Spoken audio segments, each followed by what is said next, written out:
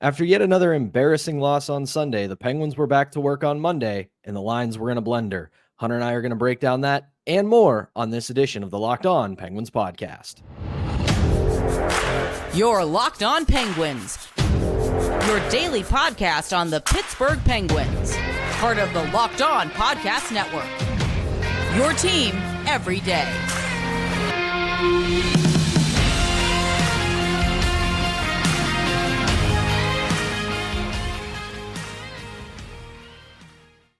Welcome in, hockey fans, to another edition of the Locked On Penguins podcast. I'm one of your hosts, Patrick Damp, joined as always by the one and only Hunter Hodes. You can follow me on Twitter at synonym for wet. You can follow Hunter at Hunter Hodes, and you can follow the show's account at LO_Penguins. We are free and available on YouTube or wherever you get your podcast, and we thank you for making this your first listen or watch of the day because we're your team every day. And before we get started, today's episode is brought to you by FanDuel. Make every moment more. Right now, new customers get $150 in bonus bets with any winning $5 bet. That's $150 if your bet wins. Visit fanduel.com/lockedon to get started. So, Hunter, as I said in the open, obviously we know how bad Sunday night was, losing 2-1 to the Los Angeles Kings on Jaromir Jagr night. And on Monday, the Penguins were back to work at practice, and they threw the lines in a blender. And before we get to it, I always have to laugh because you and I are both sickos. We spend way too much time on social media talking about this team and paying attention to the takes about this team. And I always have to laugh when the Penguins roll out a new or different lineup, especially in a season like this where they're struggling because, well, hasn't worked so far. So you might as well try something new. So here was the look that the Penguins were rolling out at practice. You had a first line of Crosby, Rakell, and Rust, as expected. Second line was Evgeny Malkin in the middle between Drew O'Connor and Matthew Phillips gets a bump up to the second line. Third line of Lars Eller with Riley Smith and Valtteri Puustinen.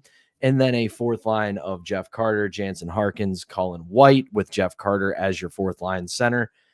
The big thing that everybody noticed that you and I were talking about before we hit record were the defense pairings, though, where you had P.O. Joseph on the top pairing with Chris Letang, Marcus Pettersson, and Erik Karlsson, and then Graves and Ruhwedel on the third pair with Jesse Puljujarvi and John Ludwig rotating in and out. So I got to be honest, I know a lot of people aren't a huge fan of this. I know on this show I have said that I think P.O. Joseph this year really fumbled the bag with the opportunity he had in front of him. But at the same time, while it's a limited sample size, we do have some evidence that P.O. Joseph and Chris Letang do play fairly well together. And then that also gets you back to Karlsson and Pettersson, who at the start of the season did play pretty well together. So while we can make our memes and jokes about the forward lines, I actually don't hate this defensive lineup. It's funny, I think, to me, how P.O. Joseph goes from being a healthy scratch for John Ludwig, and then Ludwig comes back out, but then P.O. Joseph goes up to the top pair. I would say his results with Chris Letang have been, I would say, mixed over the years. They've had some good stretches together, but they've also had some bad stretches together. And I think for this actually might be one of his last big chances, or perhaps his last big chance to make a mark in this lineup, especially with the trade deadline coming in about 2.5 weeks now.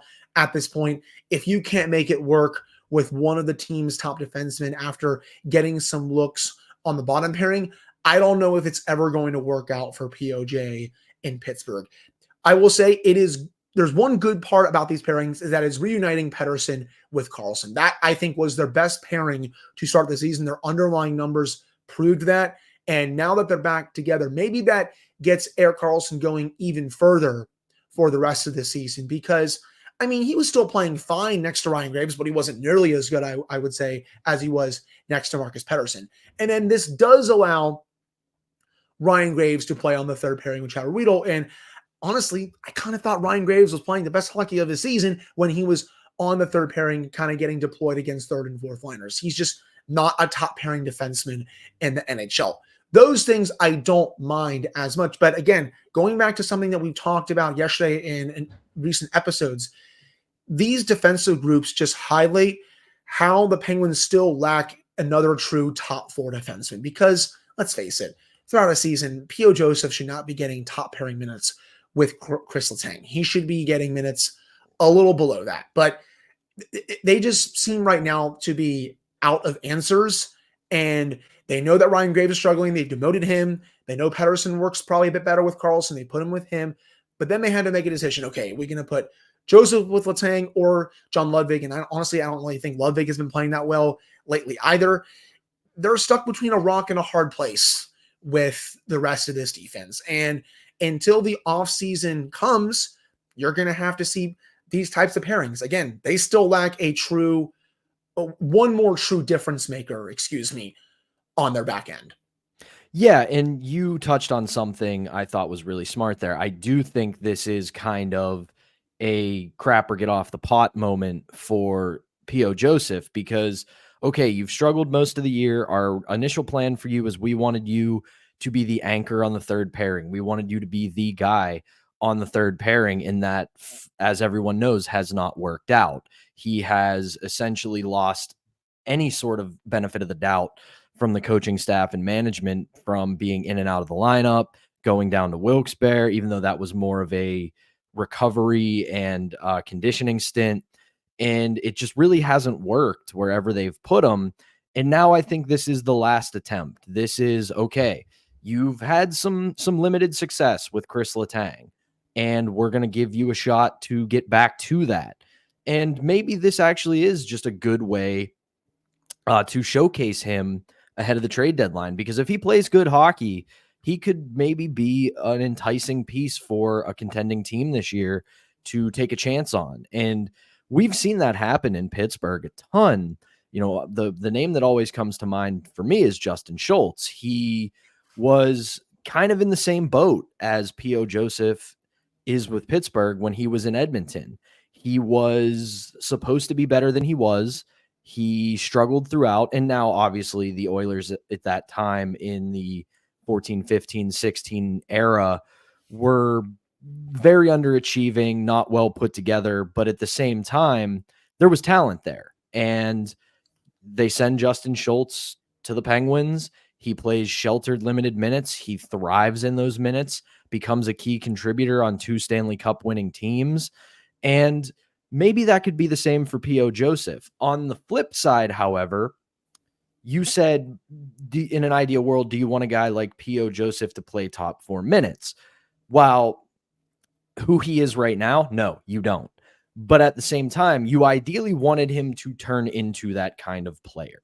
Right. And maybe with the way Chris Letang has reinvented his game this year by being more of a well-rounded 200-foot defenseman who has offensive abilities, maybe that could be a good stabilizing force for P.O. Joseph, who you can be a little bit more risk-taking with a guy like Chris Letang now. You could maybe try a couple of things now, and you have that safety net in Chris Letang with you. So I'm interested to see how that works. I'm definitely curious to watch tonight to see how they are together and then look at the numbers after to see if, okay, this lines up with some of the good games they've had together, or if this lines up with some of the bad games they've had together. Because again, they've been a bit of a mixed bag together as a whole.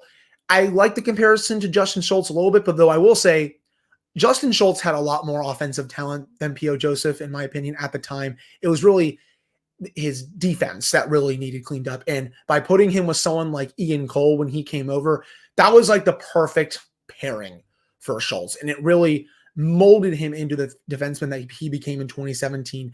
And then even after that as well, I think that would have to be something similar that you would see with POJ, because obviously he doesn't have the offensive talent that Schultz had. Defensively, he's probably a bit better than Schultz was at the time. I just think he needs the right partner to succeed. I'm still not sure that's Chris Letang. I like the point that you made as well.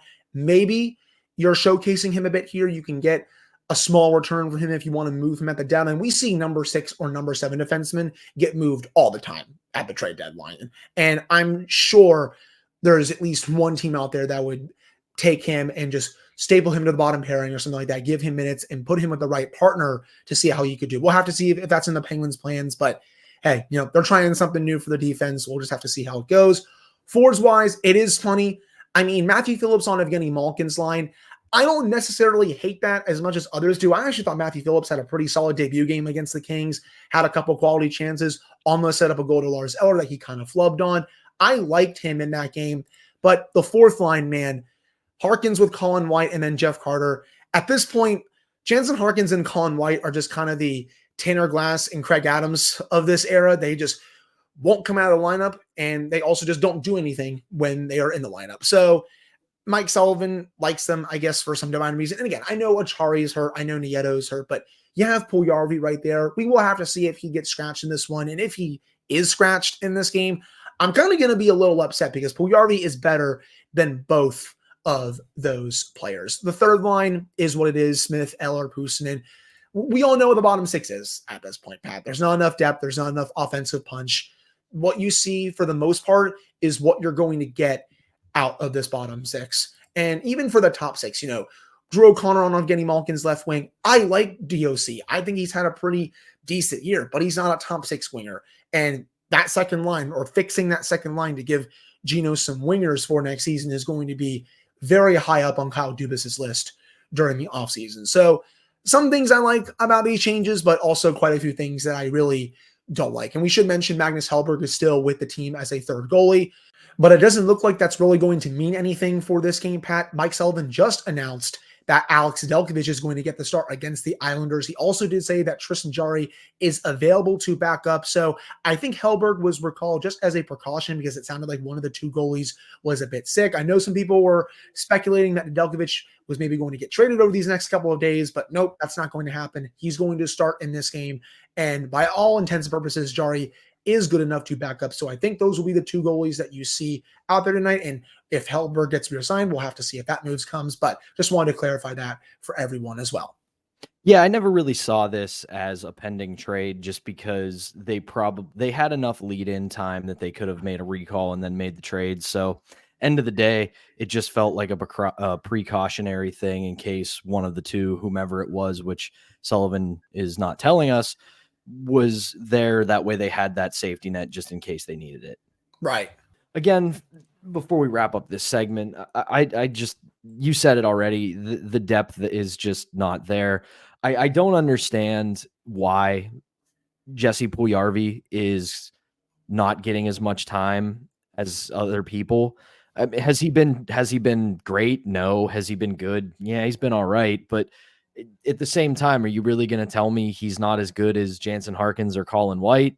I don't think I'm buying that. So really a head scratching move. I know that they're probably thinking they got to manage workload given what he has gone through for the last year. But at the same time, I don't think he's shown that he's really that rusty. He again, hasn't been great, but I don't think he's done anything so bad that he's warranted being taken out of the lineup.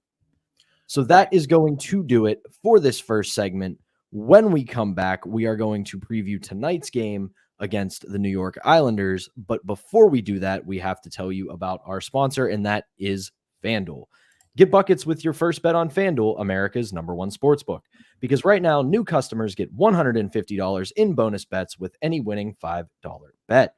That's $150 if your bet wins. Bet on all your favorite NBA players and teams with quick bets, live same-game parlays, exclusive props, and more. Just visit FanDuel.com/lockedon and shoot your shot. FanDuel, an official sportsbook sponsor of the NBA. Okay, we're back here on the Tuesday edition of the Locked On Penguins podcast. I'm one of your hosts, Patrick Damp, joined as always by the one and only Hunter Hodes. And yes, us sickos, we have another Penguins game to watch tonight when the New York Islanders come to town to play the Pittsburgh Penguins at PPG Paints Arena. It's a huge Metropolitan Division matchup because right now, if you look at the state of the playoff race, the Penguins find themselves 3 points behind the New York Islanders, who currently have 58 points and are sitting themselves all 6 points out. And this is a game that you have to win tonight. It is a huge swing. And it's a game you and I have talked about on this pod a lot. This cannot be a 3-point night. This cannot go past regulation. You have to win this game in regulation, a clean 2 points, and that puts you 1 point behind them. And I know this is, Wile E. Coyote and the Roadrunner here, but that'll put them right back in the race if they win. But we've had that rug pulled out from under us plenty of times already this season. We got the copium to start the second segment, my friends. If they win this game, yeah, they're right back in the race, I guess, a little bit, just a little bit. But they play an Islanders team that they have beaten twice this past season already. They steamrolled them on the island and chased Sorokin in that game. Sorokin got absolutely crushed in that one. And then they won the second meeting in Pittsburgh. That was a bit of a closer game, but the Penguins still were able to be the better team and that one. Luckily, Pat, Penguins, they have taken 4 clean points from the Islanders this year. And the Islanders in general, they're just not a very good team. You look at the standings right now, they are 6 points out of a playoff spot. But the only reason they are even in the race, if you even want to call it that, is because of their loser points. They've blown quite a few leads, but they've gotten loser points. They've just not been able to get extra points in overtime or a shootout. They have been dreadful in the extra session this year. You look at their overall record. You take out those overtime losses and you stack them with the regular losses. This is a 22-32 team. Their 22 wins ranked 28th in the NHL. Yet they're more in the race than the Penguins are because of the NHL's point system. This is not a good team. This is a game that the Penguins can definitely win. They've already beaten the Islanders twice this year. Yeah, the Islanders will be a bit more healthy for this one. Pelech will be back. Pulock will be back. Matt Barzal is especially playing really well under new head coach Patrick Waugh. He's been really unlocking him these last couple of weeks. But this is still an Islanders team. They're one of the worst defensive teams in the league. This is not Barry Trotz hockey anymore. They're more fire wagon hockey at this point, and they give up quite a few chances. And also, if it is Ilya Sorokin starting tonight, he hasn't played that well this season. I mean, he's played in 39 games, 16-12-11 this year, 3.1 goals against average, only a .910 save percentage. And that's someone who I think is one of the 3 best goalies in the league when he is on his game.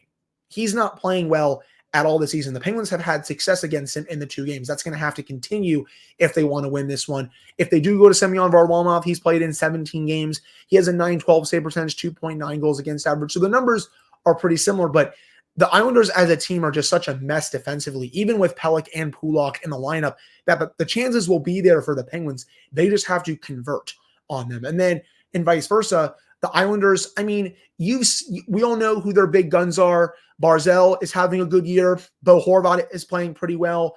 Brock Nelson, 23 goals, 43 points in 54 games. Honestly, I think Nelson is having a bit more of a down year than I think some people expected, and I think he's usually one of the best goal scorers in the league, but he does kill the Penguins. I would not be surprised if he does score in this one. And then you have Noah Dobson. That's the last big impact player that I would have for the Islanders. Maybe if you want to throw Kyle Palmieri in there, I guess. And we all know Anders Lee, even though he hasn't been that good this season, he still always scores against the Penguins. But Noah Dobson, he is in the Norris Trophy race this season. He's been one of the best defensemen in the league. Those are the main impact players for the Islanders. But again, the Penguins, the opportunity is there for them to really feast on a terrible defensive team, get some pucks past Sorokin as they've done this year, and also get to work on, if they really want to, quote unquote, save their season. They were talking last week, oh, we're going to make the playoffs by the end of the year. Okay, that push needs to start yesterday. And I know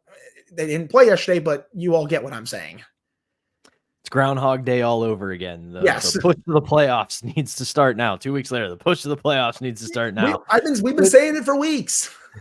Like you were saying, though, this is, when it comes to the Islanders goaltending, this is very similar to what we talked about last week with the Chicago Blackhawks and Peter Mrazek, where they're both not playing horribly. They're just not getting a lot of help in front of them, which is crazy to say about the New York Islanders, because we as Penguins fans have been absolutely tortured over the past few years by a New York Islanders team that played slow, boring, methodical defensive hockey, and on top of that, had great goaltending. So those are games that give not just the Penguins, most teams fits, because It is an incredibly frustrating brand of hockey to play, even more frustrating to watch.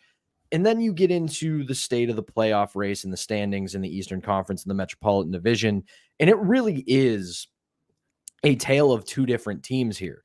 Everybody knows the Penguins' Achilles heel right now is their power play. It is probably the A1 reason that they are really struggling this year. And depth scoring. But then you look at the advanced numbers, and Islanders, bottom third of the league in shot attempts and possession, bottom third of the league in expected goals. And then you go to the Penguins, exact opposite, top 10 in the league in both of those categories. So you have a team that can't get a save and doesn't have the puck. And then you have a team that has the puck and cannot score. So Dark Knight rises here. It is an unstoppable force meets an immovable object tonight at PPG Paints Arena. A team that can't score goes up against a team that can't get a save. And because this is how the world works, somebody is going to have to come out with a victory.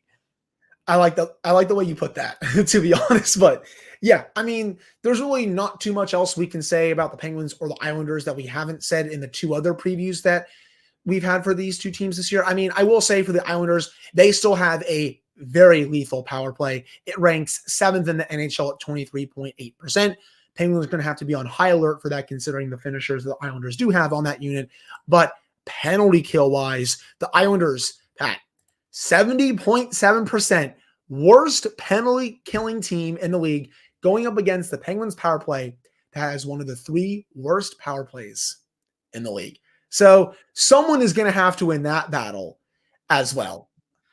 But in the last two things on that, for the power play, it's what we've been saying for the last couple of months. There has to be a shoot first mentality. There has to be urgency tonight. Any chance you get against a bottom PK team like this, you got to take advantage. You have to put pucks on the net. You have to keep them on their heels, and you have to capitalize when you get the chances. Finally, as an overall point for the game tonight, we know this from the last few years of watching the New York Islanders. You cannot get sucked into the extracurriculars. They are going to poke and prod you. They are going to agitate you. They are going to do a lot of things that they're going to try to get you off your game and focus more on getting pulled into the mud with them than winning a hockey game. And given where both these teams are in the standings right now, the Penguins, more so than the Islanders, cannot afford to get caught up in a game like that. You have to focus on putting the puck in the net and getting the 2 points. Yes, right. Don't shy away. Don't, turn the other cheek every single time. Eventually, you got to let them know you're there, but do not get caught up in any of that. I agree. And you know what you're going to get, especially from their quote-unquote identity line of Matt Martin, Casey Cizikas, and Cal Clutterbuck. That line is probably the most overrated line in hockey. It's been the most overrated line in hockey for the last several years. Islanders fans always say it's the best fourth line in hockey, or they were saying it for quite a long time. It was never the best fourth line in hockey. They don't get a lot of offense from any of those 3 players. Their situation is just trying to get under the other team's skin. And they've done that to the Penguins multiple times, especially with Martin and Clutterbuck, who that's what they do at this point. Cizikas at least gives you a little bit of offense, but their identity line doesn't really do anything for the most part at this stage. You said it. Focus on the 2 points. Focus on everything else in this game outside of that line and what they're going to do to get under your skin. And the Penguins should be fine, you would think, coming out of this one. And this is the 3rd of 4 meetings. They play again final night of the regular season. We'll have to see if that means something for both these teams, because there's a chance that both these teams could be eliminated by then, even though before the season, both of us were circling that game thinking, I wonder if that's going to be for the final playoff spot in the conference. It's not looking like it right now. Things could change, but still, it is kind of funny that they don't play again for a couple months in a game that, might not even matter, even though it felt like it was going to matter for quite a while. So matchup number 3 is tonight at 7:00 at PPG Paints Arena. So we will be watching that one, and we will have a recap for you tomorrow. And when we come back, we are going to hear tomorrow afternoon from Penguins President of Hockey Operations, Kyle Dubas. We're going to do a teensy bit of speculating on what he may talk about. But before we do that, we have to tell you about our next sponsor, and that is Game Time. You guys, by this point, absolutely know the story I love to tell when we have the Game Time ad here on Locked On Penguins. And that was when I was in high school, bought tickets to a Penguins game at Old Mellon Arena from a scalper, me and my buddy. We got the tickets. We walked in. It scanned. It worked. We're walking up the stairs to our section, and it was for a row that did not exist inside of Mellon Arena. But you shouldn't have to worry about when you buy tickets to your next big event. Game Time is the fast and easy way to buy tickets for all the sports, music, comedy, and theater events near you. With killer last-minute deals, all-in prices, views from your seat, and their best price guarantee, Game Time takes the guesswork out of buying tickets. Game Time is the only ticketing app that gives you complete peace of mind with your purchase. You can see the view from your seat before you buy, so you know exactly what to expect when you arrive. All-in prices show your total up front, so you know you're getting a great deal before you check out. And then you can buy tickets in seconds with 2 taps. Take the guesswork out of buying tickets with Game Time. Download the Game Time app, create an account, and use code LOCKEDON for $20 off your first purchase. Terms apply. Again, create an account and redeem code LOCKEDON for $20 off. Download Game Time today. Last-minute tickets, lowest price, guaranteed. Okay, we're back here for one last segment on the Tuesday edition of the Locked On Penguins podcast. I'm Patrick Damp, joined as always by the legendary Hunter Hodes. And tomorrow, we get to hear from the man himself. It was announced yesterday that the Penguins president of hockey operations and general manager Kyle Dubas will meet with the media for a press conference to talk about, we don't know yet. This is his second one this season. He had the one a couple of months ago where he put up his self-imposed deadline for this team, which was the All-Star break, when he said he was going to make a decision on what direction to go for the rest of the season heading into the trade deadline. So at this point, I think it's pretty safe to say when he emerges tomorrow to speak with everybody, we're going to get something of an update on that. I don't think he's going to come out and reveal his entire grand plan, but I do think we're going to get some clarity on what he feels this team is lacking, what it needs, and where he thinks it needs to go.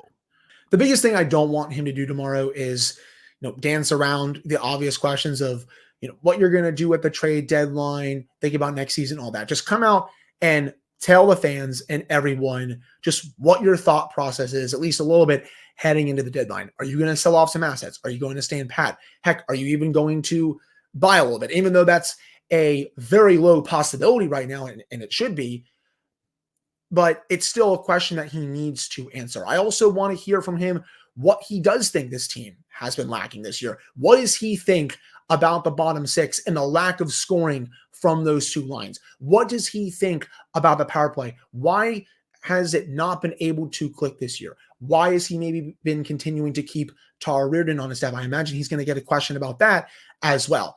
I just want to see a semblance of some plan for him for the deadline, the rest of the season, and at least a hint of maybe what could come this summer. Again, I don't need a full grand plan outline like you're writing a 5-paragraph essay or anything like that, but just give the fans and everyone at least something to think about for the rest of the season and beyond. Yeah, and I want to make sure we manage some expectations here for our listeners. There's going to be a lot of coach and general manager speak where they say just hem and haw, a lot of coach speak, a lot of double talk, a lot of non-answers. And that's not because he's ducking questions. It's not because he doesn't have answers. It's because nobody ever gives you that answer. They just don't. I would like to see from him. I would like to see him be a little bit bluntly honest, though. I would like him to say that this season has not lived up to expectation. This team has not done enough to be a contending team. At the same time, I was saying this the other day to a friend of mine. I don't want to see him do the fall on the sword routine. I don't want to hear him say, oh, this team is out of a playoff position and we're fighting to get into the playoffs and that falls on my shoulders. That's on me. I have to be better, blah, blah, blah. Because A, we know that. that's an obvious thing to say. We know, and we have said on this show, you said it on the show before I got here, his July 1st was unimpressive. But the other thing that I will raise to people at the same time is he did not have a ton of runway with the Penguins when he got here. It was, he got hired, and next thing you know, it's the draft. Next thing you know, it's free agency. Now, that's not an excuse, because you spent years with the Toronto Maple Leafs, and it's two teams that are built in a very similar manner with a lot of money to the superstars. Depends on a lot of big guns to perform well. So I don't doubt that he had similar plans in Toronto that he just kind of copy and pasted for the Penguins. But I do think he deserves a little bit of grace, because whirlwind pace for him, both getting to Pittsburgh, building a staff, going to the draft, and then going into free agency. So didn't have the longest run time, still deserves criticism for the way this team is built. Could have done a better job building the depth, but I don't need him to come out and be a martyr and say, oh, this team's not as good as it should be. That falls on me. It's my fault. I got to be better, blah, blah, blah. Don't need that from you. But I do want, like you said, I do want there to be clarity on, listen, are we going to be active at the trade deadline? Or are we not going to be active at the trade deadline? What do you think of the coaching staff? What do you think of this team at large? Don't be afraid, as I've said, to give this team a little bit of a kick in the pants. You don't have to go out there and cut a WWE promo on them and tell them how they're the worst hockey team that's ever played and all this stuff. But you can say that they have underachieved and they have not lived up to expectations, because I think even the guys in that room would absolutely agree with that fact. Yeah, I agree with you on that. And I don't need him to go full Jim Rutherford and just eviscerate the team like he did, 2018, 2019, when they had a really bad start to the season, and he just went on there and crushed the team. I don't think Kyle Dubas is going to do that. I think he's going to be careful with his answers, but I do want him to challenge everyone at this press conference, challenge the players, challenge especially the coaching staff, who is getting a lot of heat this season. And I think a lot of it is especially warranted. Challenge all these people to be better down the stretch of the season and potentially into the offseason. And I do think both things can be true. He didn't have a lot of time after he accepted the job with the Penguins, but he also knew quite a bit about this year's free agency class, because you're preparing for this throughout the season. You know who's going to be hitting the market on July 1. That is public information. And even though he didn't have a lot of time, and yes, Hextall left a mess, he still decided to make some questionable signings. That's going to have to be cleaned up over the summer, which is why I'm not out on him, but I want to see what he can do with a full offseason, especially if this team does miss the playoffs. Because if they do miss it, you'll have a good bit of April to work on some stuff. You'll have May, you'll have all of June, especially, and then heading into the draft, heading into free agency, and then all of that good stuff even after that as well. Yeah, that kind of sums up what I was saying, is that he doesn't get a full pass, but it does have to be better. And I think with a full off season, he will be better. So that is going to do it for this edition of the Locked On Penguins podcast. Penguins and Islanders tonight at 7:00. Kyle Dubas media availability tomorrow. We will be back tomorrow afternoon to give you a recap of that game, as well as our reactions to the Kyle Dubas presser. But for now, for Hunter Hodes, I am Patrick Damp. Thank you as always for tuning in, and we will talk to you tomorrow.